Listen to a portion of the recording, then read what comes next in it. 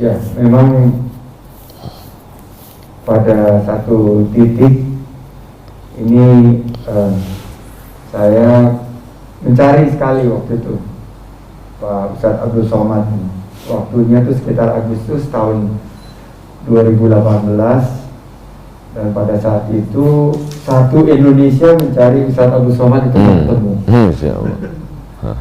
Kita sampai cari tokoh-tokoh terdekatnya aja tidak bisa ketemu Ustadz Abdul Somad, dan apa yang tadi disampaikan bahwa memang akhirnya Ustadz Abdul Somad memutuskan untuk tetap menjadi servant of God dengan fokus berdakwah, tapi akhirnya itu yang bertukar takdirnya. Mestinya takdirnya calon wakil presidennya Ustadz Abdul Somad akhirnya terlimpahkan ke saya, dan saya beberapa kali ya melihat ke belakang bahwa memang Allah berkehendak bahwa saya harus mengalami perjalanan, dan pada ujungnya pada tadi surat Ali Imran ayat 35, pada akhir perjuangan saya akhirnya surat Ali Imran ayat 26. Masya Allah. Auzubillahi minasyaitonirrajim. Bismillahirrahmanirrahim. Qulillahumma malikal mulki tu'til mulka man tasya wa tanzi'ul mulka mimman tasya wa tu'izzu man tasya wa tudhillu man tasya biyadikal khair innaka ala kulli syai'in qadir. Allahu Akbar. Sadaqallah. Jadi begitu kisah kita, dan salah satu yang tidak akan pernah saya lupakan adalah pertemuan kita di Lembaga dan baru, di mana di prosesi tepung tawar tersebut, nasihat-nasihat tersebut ternyata saya masih simpan karena masih relevan. Allahu Akbar. Nah, oleh karena itu mungkin untuk mengawali dialog nanti mungkin Pak Amin juga ada yang mau disampaikan. Tapi di tengah-tengah pandemi ini Pak Ustadz, kan banyak dari kita yang bisnisnya, usahanya sekarang lagi redup, banyak yang kehilangan pekerjaan, banyak yang mata pencahariannya juga hilang, di PHK dan lain sebagainya. Banyak ibu-ibu, mak-mak mungkin yang melihat tayangan ini, beban biaya hidupnya semakin berat, ongkos listrik, kuota buat anaknya juga bebannya berat. Nah, bagaimana untuk menyemangatinya nih Pak Ustadz Abdul Somad agar kita tabah dan istiqomah menghadapi pandemi ini, dan mungkin Ustadz Abdul Somad bisa berbagi mungkin beberapa kiat-kiat, nasihat maupun saran sesuai dengan hikayat atau kisah-kisah yang para ulama pernah mengajarkan kita. Demikian Pak Ustaz. Peristiwa itu terjadi tahun kedua Bang Sandi. Nama perangnya Perang Badar. Lalu kemudian lokasi Badar itu 150 km dari kota Madinah. Nabi panglima perangnya. Pada perang Badar itu Nabi mendapat harta rampasan perang, ghanimah namanya. Kata Syekh Safiur Rahman Al-Mubarakfuri dalam kitab Ar-Rahiq Al-Maktum. Buku ini buku pemenang Nobel juara 1 lomba nulis biografi Nabi Muhammad. Sudah diterjemahkan ke bahasa Indonesia, tapi tetap dengan sampul judul Ar-Rahiq Al-Maktum. Penulisnya dari India. Di situ disebutkan Nabi dapat harta rampasan perang la taqillu an khamsina alfi dinarin zahabiyyin, 50.000 keping uang dinar. Satu dinar itu beratnya 4,25 gram emas murni 24 karat. Saya tidak bisa convert ke rupiah karena harga emas ini saya udah lama nggak ke toko emas Bang Sandi. Ada yang bilang 500 sudah naik, 900 sudah lebih 1 juta. 1 juta lebih. Nah, jadi bisa kita hitung sendiri 4,25 gram satu keping. Waktu itu mereka dapat 50.000 keping. Nah, itu luar biasa. Dan saat kembali ke kota Madinah, datang Fatimah ngadu ke Nabi, mau minta, ya ini kan ayahanda dapat uang banyak ini, kira-kira bisa nggak ngasih pembantu Karena kami di rumah susah. Sayyidina Ali itu miskin. Lalu kemudian menimba air Fatimah, membuat adonan tepung gandum juga Fatimah. Lalu apa kata Nabi? Anakku Fatimah, sebelum engkau tidur malam, subhanallah 33 kali, alhamdulillah 33 kali, Allahu Akbar 33 kali, maka tidurlah engkau dengan tenang. Jadi kalau dibaca hadis ini nggak connect. Minta pembantu supaya ringan tangan menimba air dan buat adonan tepung gandum, kok malah dikasih subhanallah 33 kali. Apa sebenarnya pesan yang ingin disampaikan? Bahwa kepuasan materi itu tidak dapat mendatangkan ketenangan batin. Puncak dari ketenangan batin mesti diisi dengan yang spiritual, yaitu dengan zikir dan doa. Dan kita sebenarnya kalau kebutuhan pokok kita kan simple aja sebenarnya. Makan secukupnya, lalu kemudian pakaian juga secukupnya. Malam ini kami tidak ada setting dengan Bang Sandi bahwa harus pakai black or white, hitam putih, tidak ada sama sekali. Tapi padahal tadi pagi saya pakai putih Bang Sandi. Pakaian juga paling 2 lapis, 1 lapis dalam, 1 lapis luar. Kalau ada sampai 4 lapis itu bukan kaya, itu demam. Lalu kemudian makanan juga begitu. Makanan sedikit aja cukup. Berhenti sebelum kenyang, makan sebelum lapar. Supaya jangan terlalu banyak memperturutkan hawa nafsu. Dan kita diajarkan mengunyahnya banyak. Lalu dulu saya berpikir kecil itu, ngapa ngunyah banyak? Mungkin supaya halus, ususnya nggak berat. Ternyata alasan itu salah satunya. Alasan yang lain adalah dengan orang banyak mengunyah, dia tersugesti bahwa dia sudah kenyang. Jadi ketika dia sudah kenyang, makanan itu tidak terlalu banyak masuk ke dalam. Jadi sebenarnya Nabi sedang ingin mengajarkan, ketika kau dekatkan dirimu pada Allah, itu bisa kita lihat dalam surat Quraisy, "Falyabudu rabb hadzal bait." Kau banyak beribadah kepada Allah, Allah berikan kau solusi 2. At'amahum min ju'. Kalau kau lapar, Allah kasih kau makan. Wa amanahum min khauf. Kalau kau cemas, Allah hilangkan kecemasanmu. Terlalu cemas melihat hidup sampai asam lambung naik, sampai semuanya naik. Sesungguhnya kenaikan harga itu tidak begitu parah dibandingkan naiknya asam lambung karena kecemasan, ketakutan yang luar biasa. Oleh sebab itu maka kadang hidup ini simple. Yang berat itu adalah omongan orang ke telinga kita. Saya dulu beli mobil Bang Sandi, mereknya nggak saya sebut takut jadi iklan gratis. Ketika saya beli, teman saya sahabat ini ngasih tahu, ini onderdilnya susah, kita di Riau nanti kalau rusak inden dari Jakarta, ini pula sistem minyaknya begini, kalau ini segala macam, ini juga seperti gajah haus, ini minyaknya banyak sekali. Saya pakai 2 tahun, semua yang dia bicarakan itu nggak terjadi satupun. Jadi lama saya berpikir, sebenarnya mobil ini biasa aja, tapi komentar orang ini yang luar biasa. Dan memang kita hidup sekarang ini semuanya komentar. YouTube komen, Facebook komen, Instagram komen. Ustaz nggak pusing dengan komen-komen ini, saya nggak baca.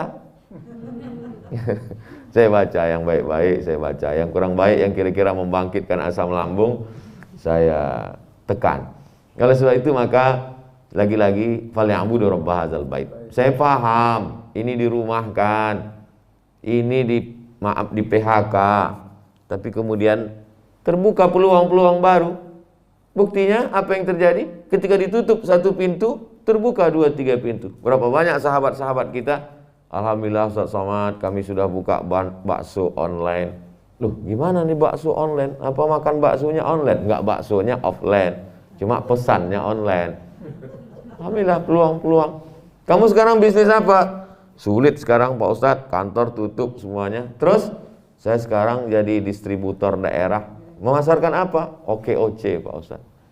Alhamdulillah. Jadi apa maknanya? Bahwa kita selalu diberikan Allah peluang. Lau tawakkaltum 'ala Allah haqqa tawakkulih, kalau kau benar-benar bertawakal kepada Allah, la razaqakum kama ruziqat ta'ir. Kau akan diberikan makanan seperti seekor burung. Taghdu khimasan, terbang pagi dari sarangnya dalam keadaan perut kosong.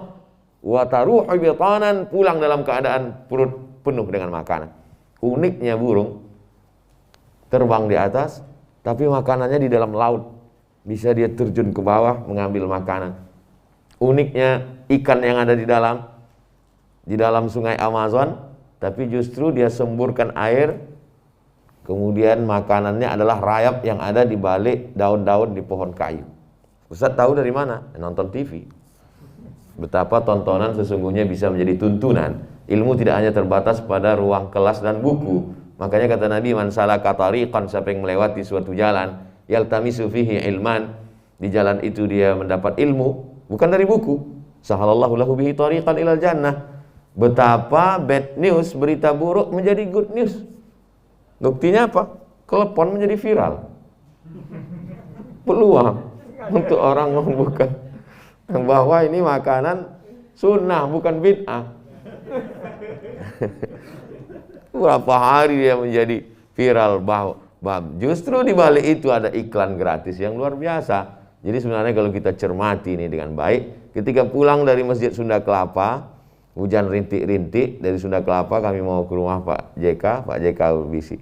Saya tahu dari Ustadz karena Ustadz diusir itu loh. Jadi betapa orang kalau dia pahami itu dengan cerdas, dan itu ditulis dalam Al-Quran. Asa anta karahu syai'an wa huwa khairul lakum. Boleh jadi kamu benci sesuatu, tapi itu ada kebaikan. Diulang Allah dalam ayat lain. Asa anta karahu syai'an wa yaj'alallahu fi khairan katsira. Boleh jadi kamu benci sesuatu, tapi di balik kebencian itu ada kebaikan-kebaikan yang luar biasa. Oleh sebab itu saya lihat ada peluang-peluang baru. Peluang pemasaran baru.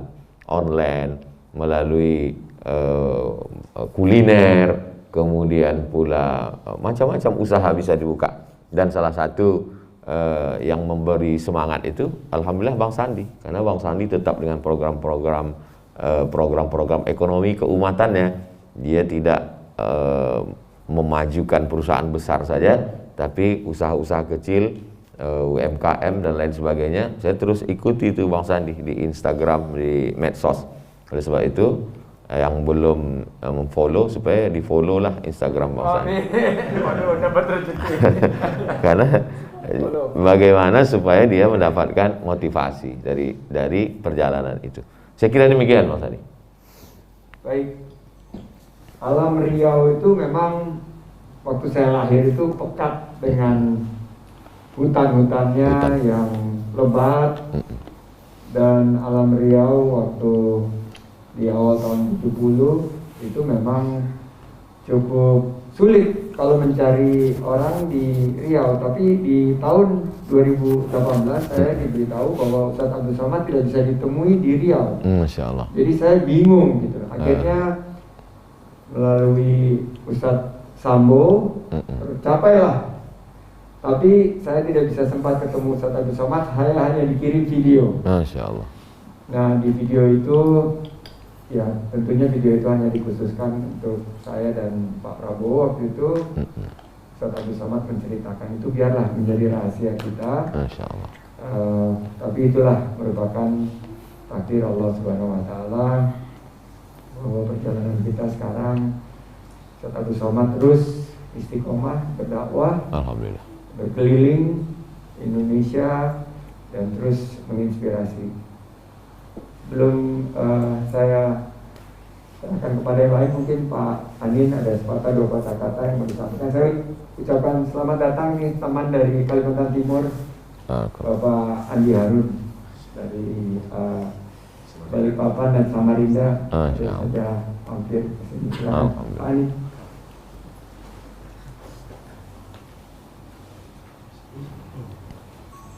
Terima kasih Bang Sandi. Assalamualaikum Pak Ustadz. Waalaikumsalam warahmatullahi. Terima kasih kesempatannya. Saya juga ketiban rezeki nih diajak Bang Sandi ke sini. Dan senang sekali udah lama nggak main ke rumah Bang Sandi, ketemu Bapak, Ibu dan juga Mbak. Mungkin dari saya Pak Ustadz, ini selama 6 bulan terakhir seluruh dunia ini melakukannya sama Pak Ustadz. Di rumah sama-sama, takutnya sama-sama, juga kekhawatirannya juga mirip-mirip. Jadi ada teori yang mengatakan bahwa ya ini tuh great reset, jadi kocok ulang yang agung, jadi sangat besar. Pak Ustadz, kira-kira hikmahnya apa nih Pak ya, di balik ini semua? Nah, dan kalau kocok ulang, kira-kira nanti dunianya jadi gimana? Baik ya, lihat dari kulturnya, demografisnya, akhlaknya juga. Karena selalu bertanya-tanya nih, di balik ini pasti ada sesuatu yang lebih besar lagi. Mungkin itu aja. Assalamualaikum warahmatullahi wabarakatuh. Waalaikumsalam warahmatullahi wabarakatuh. Langsung Mas Andi. Ya, silakan. Mungkin pertanyaan Pak Andin saya ringkas jadi 3 poin. Yang pertama, menyadarkan manusia yang sudah sampai pada puncak kesombongan luar biasa sampai bisa buat matahari KW yang katanya lebih panas, sampai bisa menantang datangkan gempa. Tapi lalu kemudian tantangan Allah dalam Quran, innallaha la yastahyi ayyadriba mathalan ma ba'udatan, surat Al-Baqarah awal-awal. Allah tidak malu menciptakan makhluk yang lebih kecil daripada nyamuk. Allah tidak sebut virus di situ. Allah sebut, karena waktu itu yang paling kecil yang bisa dilihat manusia tanpa mikroskop di zaman itu 14 abad yang lalu nyamuk. Lalu kemudian mereka komen, untuk apa sih Tuhan buat nyamuk? Kata Allah, innallaha la yastahyi ayyadriba mathalan ma ba'udatan. Allah tidak malu untuk ciptakan satu makhluk bernama nyamuk, fama fauqaha, lebih kecil lagi daripada nyamuk. Dan sekarang buktinya segala yang adikuasa tampak tidak berkuasa. Balik-balik. Dulu, betapa kalau di sebuah acara, di kantor kah itu, di manapun, dulu ketika melihat ada orang pakai cadar, itu menjadi pusat perhatian. Semua mata tertuju ke sana. Sekarang malah yang nggak pakai masker, itu justru yang diperhatikan.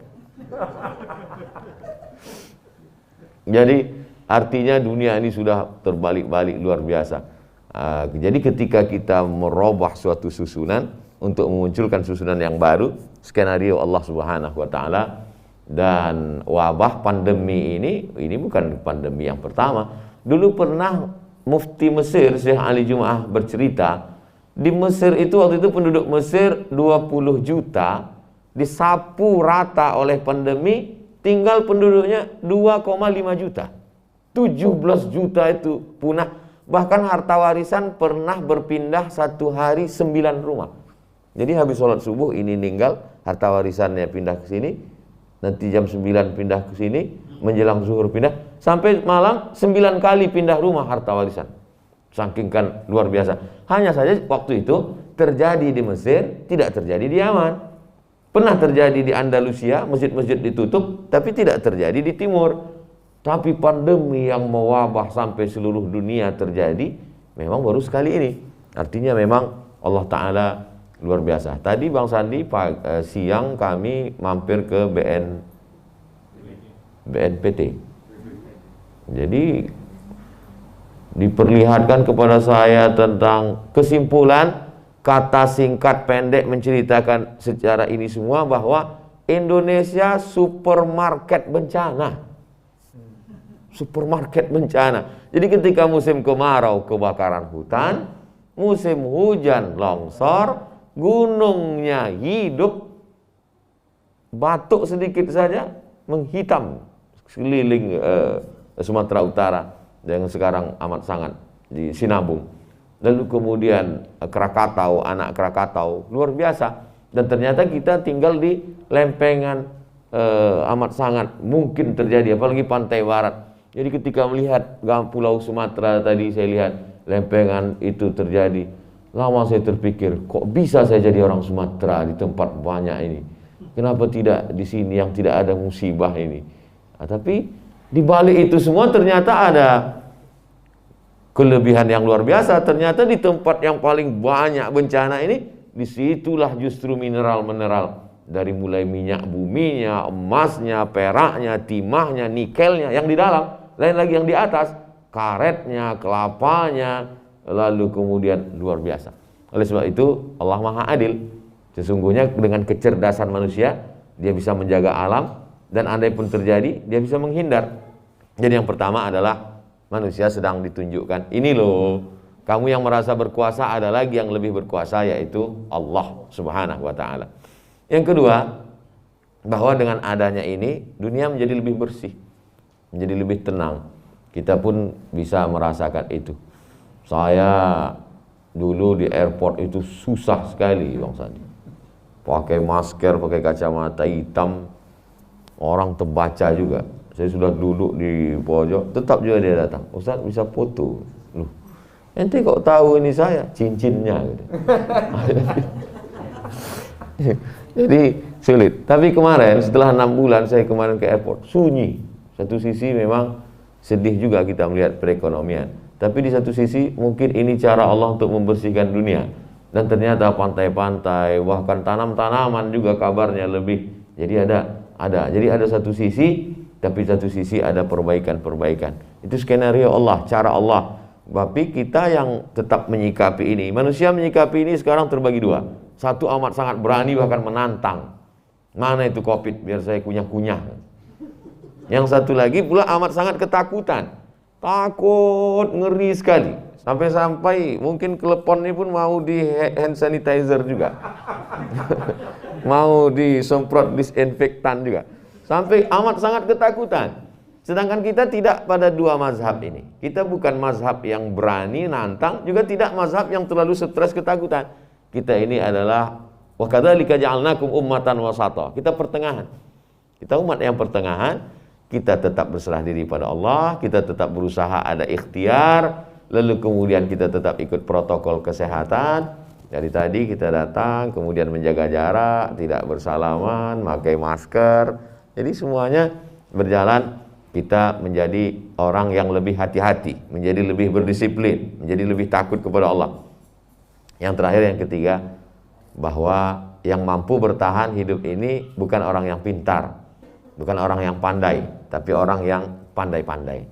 Seringkali pandai-pandai ini diartikan negatif, tapi saya melihat sisi positifnya. Yang bisa bertahan adalah orang yang bisa berinteraksi dengan keadaan. Keadaan sekarang, ketika sulit online, ketika sulit untuk langsung, dia buat offline. Ketika dia tidak bisa beribadah haji, Allah kasih alternatif. Kalau hajjul mabrur laisa lahu jaza illal jannah. Haji mabrur tidak ada balasannya kecuali surga. Apakah kalau nggak bisa haji karena visa Saudi Arabia tutup lalu kita nggak bisa? Ada pintu yang lain. Man sholat subha fi jama'atin, sholat subuh berjamaah, summa qa'ada yadhkurullah, duduk berzikir mengingat Allah, hatta tutu' asyam, sampai terbit matahari, summa yusolli raka'ataini, sholat sunat 2 rakaat. Allah selalu berikan alternatif. Man bana masjidan, siapa yang bangun masjid, banallahu mithlahu baitan fil jannah, dibangunkan untuknya satu tempat di surga. Lalu kalau nggak bisa bangun masjid gimana? Man sholla isnatai asyarata raka'ah, salat sunat 12 rakaat. Allah selalu berikan alternatif. Begitu juga dengan sekarang. Kalau nggak bisa begini. Lalu kemarin selama 6 bulan ini Ustadz nggak bisa ceramah tabligh akbar, ketemu dengan orang, terus nyampaikan kajiannya gimana? Kita online. Setiap malam jam 8 sampai jam 9, 1 jam baca kitab. Khatam satu kitab Ar-Risalah Al-Qushairiyah, Imam Qushairi, 53 stasiun menuju Tuhan. Lalu kemudian kita baca hadis Arba'in sampai yang ke-21, nanti akan dilanjutkan lagi. Jadi tidak ada istilah berhenti beraktivitas. Berhenti mendayung berarti jatuh. Bagi yang mau naik sepeda.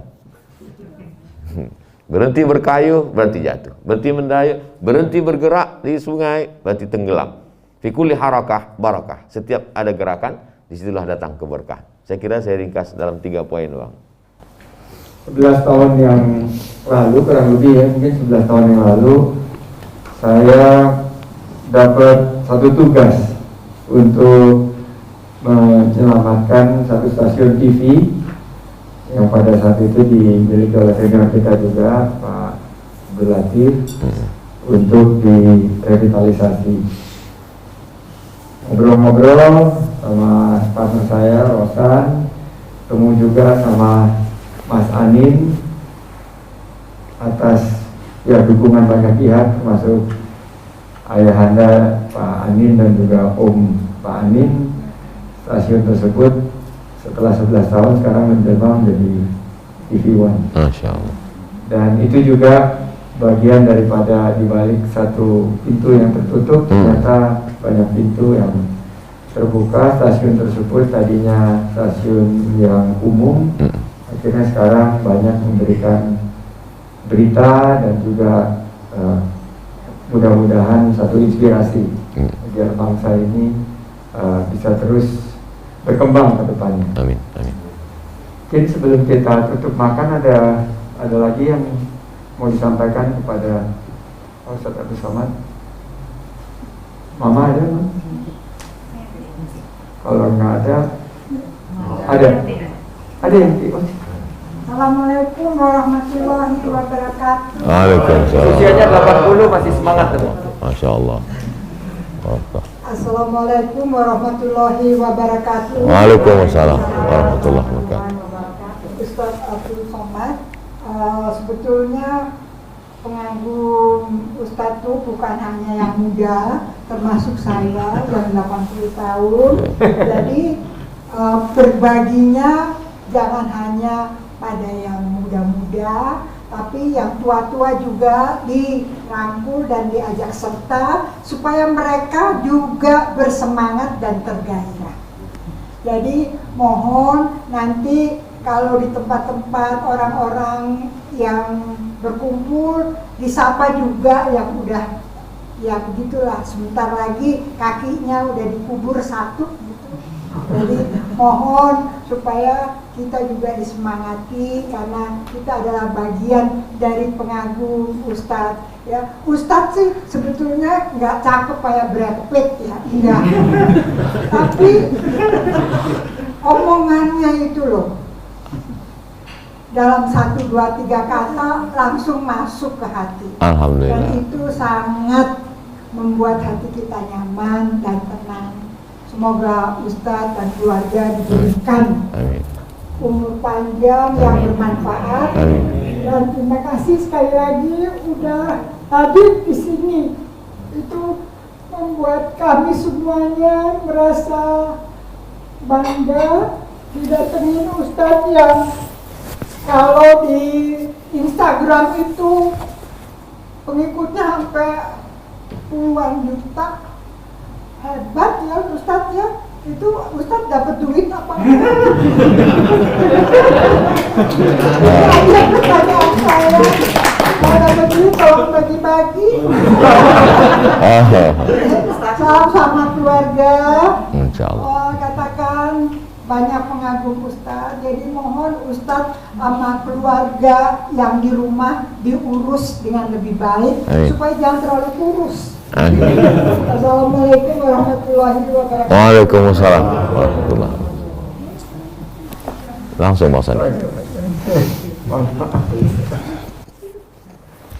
Masukan dari Ibu Min Eruno bahwa selama ini saya selalu komunitas hijabers, hai anak-anak muda mantan tato, ini biker subuhan. Kenapa yang kami yang tua Ustadz nggak pernah sapa? Jadi Ibu begini Bu, saya dulu kalau sholat Jumat, habis pulang sholat Jumat, ketemu dengan emak, dengan ibu, dia suruh saya cerita ulang lagi apa tadi cerita si khotib itu. Coba kau cerita.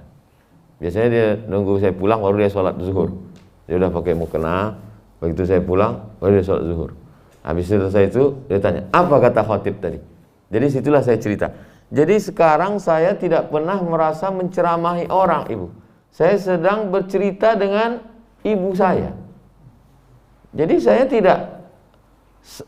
tidak merasa menceramahi. Ada satu jamaah pernah nanya saya, Ustadz mohon maaf ya, iya. Ada orang lain untuk mengakrabkan suasana, dia buat sesuatu joke, lelucon, tapi maaf, agak-agak ke porno. Tapi Ustadz Somad sekalipun nggak pernah, kata dia.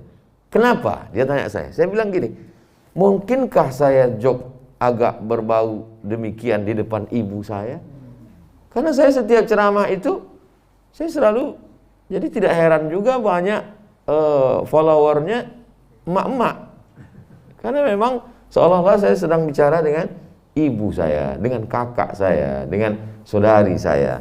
Tapi insya Allah yang ibu sampaikan mulai malam ini untuk yang besok pagi saya sapa ibu-ibu. Ibu-ibu semua, insya Allah masukan yang luar biasa.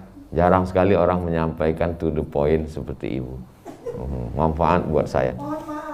Ya Bu. Lalu kemudian dulu saya punya Instagram 9 juta. Dulu sekitar setahun lebih yang lalu. Karena satu dan lain hal, Instagram itu mau tidak mau harus kita ganti dengan yang baru. Start lagi dari awal. Jadi kalau ditambah yang dulu dengan yang sekarang, betul, itu bagian doa ibu. Lebih dari 10, bisa 12 kalau ditambah sama yang lama. Mudah-mudahan ke depan. Dan kita memang ingin itu hanya sebagai media dakwah, nggak ada yang lain karena statusnya. Adapun dari Instagram saya nggak dapat duit.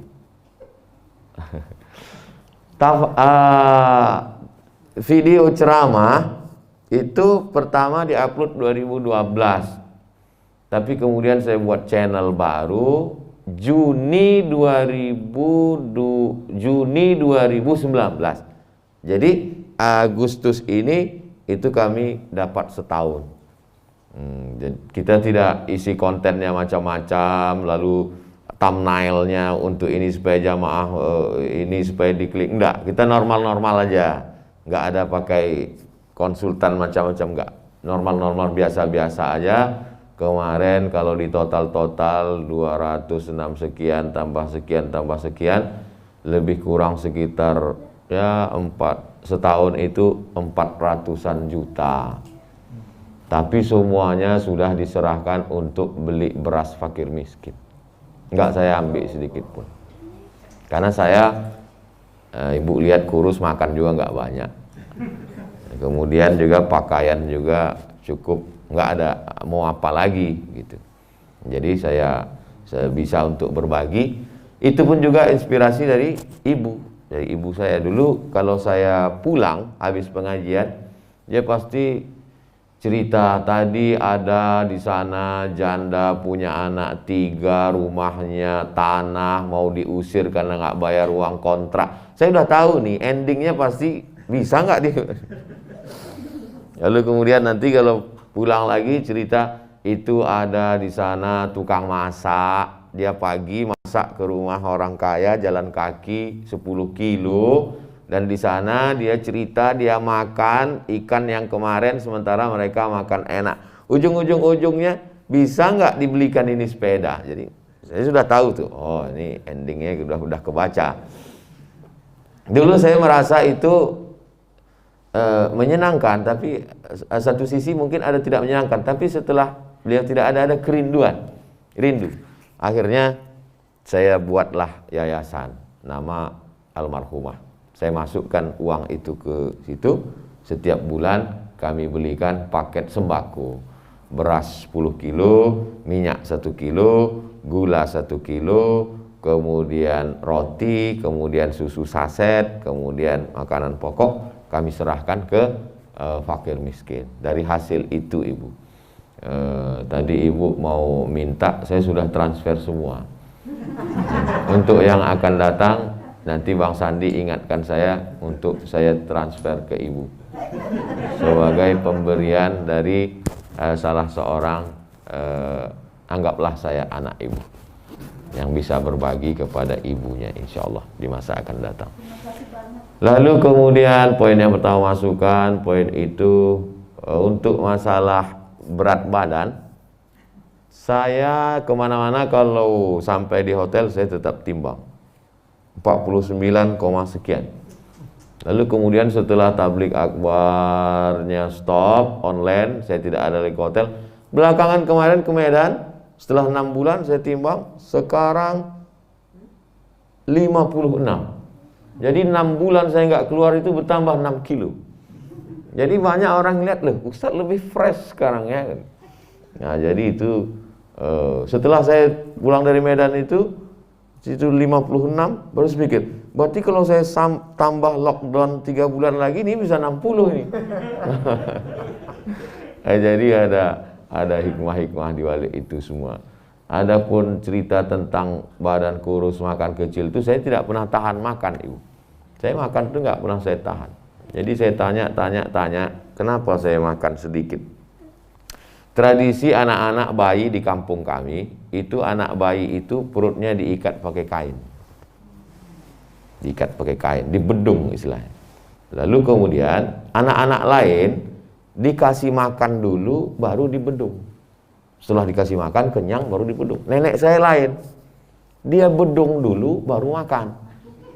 Jadi kata mak saya, mungkin usus kau ini kecil. Dia nggak pakai dokter, nalar dia aja. Jadi waktu nenek saya ditanya, kenapa cucu, saya cucu pertama, kenapa cucu ini dibedung dulu baru kasih makan? Aku malu nanti cucuku ini diundang orang tempat makannya banyak, katanya. Kata nenek ini. Mungkin nenek itu tahu juga nanti saya akan diundang tabligh akbar. Lalu kemudian orang kan selalunya sering itu di komen-komen ketika ketemu dengan wawancara TV One dengan artis-artis, ada komen di situ. Kenapa ya Ustadz nggak mau ngelihat perempuan? Gitu. Ustadz sangat menjaga pandangannya. Padahal sebenarnya bukan saya nggak mau ngelihat, kamera itu kan ke mata saya. Jadi betul juga ungkapan itu. Andai dulu misalnya dikasih makan dulu baru dibedung, mungkin menjadi ini, orang akan lihat. Ustaz Somad itu ceramah aja katanya mesti makan dikit, makannya banyak juga. Jadi saya kira orang-orang tua dulu itu penuh dengan doa. Bahwa itu tidak sesuai medis, saya yakin dan percaya di balik tindak tanduk perbuatan mereka penuh dengan doa-doa. Mudah-mudahan saya yakin juga Bang Sandi dengan kesuksesannya adalah doa dari ibu dan bapak. Mudah-mudahan kita juga mendapatkan doa dari ibu semua, insya-Allah. Terima kasih. Baik, selamat. Kita sudah di penghujung waktu. Jadi seizin Pak Haji Abdul Aziz, mungkin kita tutup dengan doa. Bapak ini, saya boleh kasih kehormatan ayah Anda untuk membaca doa satu bersama. Barakah. Lebih Abdul. Al-Fatihah. A'udzubillahi minasyaitonirrajim. Bismillahirrahmanirrahim. Alhamdulillahirabbil alamin. Arrahmanirrahim. Maliki yaumiddin. Iyyaka na'budu wa iyyaka nasta'in.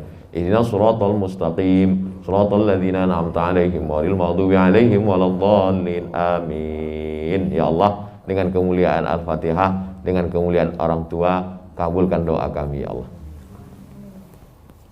Fadhil. Astagfirullahaladzim, astagfirullahaladzim. Min kulli dhanbin wa tubna wa tarasuatu. Wassalamu Sayyidina Muhammadin. Allahumma alman nasul khafiyah. Allahumma afiyah. Amin. Wa syukra afiyah. Wa lana anin nas bi rahmatika arhamar rahimin. Amin. Rabbana atina fid dunya hasanah wa fil akhirati hasanah wa qina adzabannar. Rabbana zalamna anfusana wa illam taghfir lana wa tarhamna lanakunanna minadh dhalimin. Amin. Rabbana ighfir lana atina fid dunya hasanah. Adilna jannata ma'al abrar ya aziz ya ghaffar. Amin ya Allah. Amin. Sallallahu alaihi wasallam. Alhamdulillah rabbil alamin. Barakallahu fiik. Jazakumullah. Demikian kita tutup majelis ini dan mengucapkan syukran. Jazakumullah khairan katsiran. Wa iyyakum. Barakallah. Ustaz Haji Abdul Somad, dan seandainya masih ada waktu, mohon sedikit mencicipi untuk menambah Insyaallah. berat badan. Dan ada telepon ini kami sengaja taruh dekat Ustaz Abdul Somad untuk, karena kami banyak pengusaha OKOC yang Iya. sempat turun, tapi sekarang naik lagi. OKOC Iya. sudah kembali lagi menjual telepon. Alhamdulillah. Dan penjualannya gimana? Sudah naik atau? Sudah naik kembali ya teleponnya ya. Alhamdulillah. Amin, amin. Barakallah. Terima kasih. Kita tutup tentunya dengan mengucapkan alhamdulillah. Alhamdulillah. Dan Barakallah. semoga kita nanti diberi kesempatan keberkahan untuk Amin. Amin. Amin. Assalamualaikum warahmatullahi wabarakatuh. Waalaikumsalam warahmatullahi wabarakatuh.